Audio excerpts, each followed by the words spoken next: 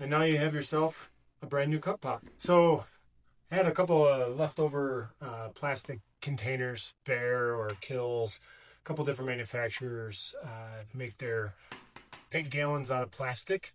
And a lot of times, what I'll do is instead of buying plastic containers, gallon containers for cut pots, sometimes those can be a little flimsy.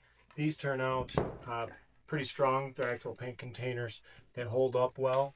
So whenever I've got some leftover paint, I'll make a couple of gallons, and they usually last for quite a long time. So I've got a 5 gallon bucket of paint. I'm painting this foyer, and I needed a couple of cup pots, so I had some leftover gallons, and so I started making them, and then thought, oh, maybe I should share what I do. So usually, I'll rinse them out real quick just to make sure there's no leftover paint or anything like that after licking them out, and then I'll take a pair of tin snips or some type of a scissor or a snip that's pretty strong, and I'll cut the lid a little bit just to try and get it started. Sometimes these come off easier than others. The way that they're built, it depends on the manufacturer and everything. Once you get it started and cut, this plastic rim will come off very easily, and then you have yourself a free cup pot that works very well and is quite sturdy.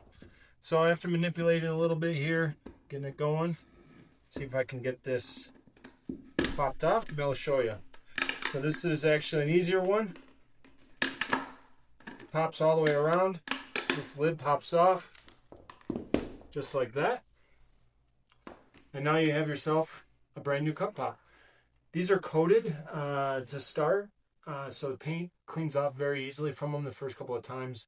After a while, it'll start to wear off. But like I said, you've got a very easy, simple cup pot. Like I said, those lids sometimes will give you a hard time coming off, but easy, free cup pot, and you're recycling.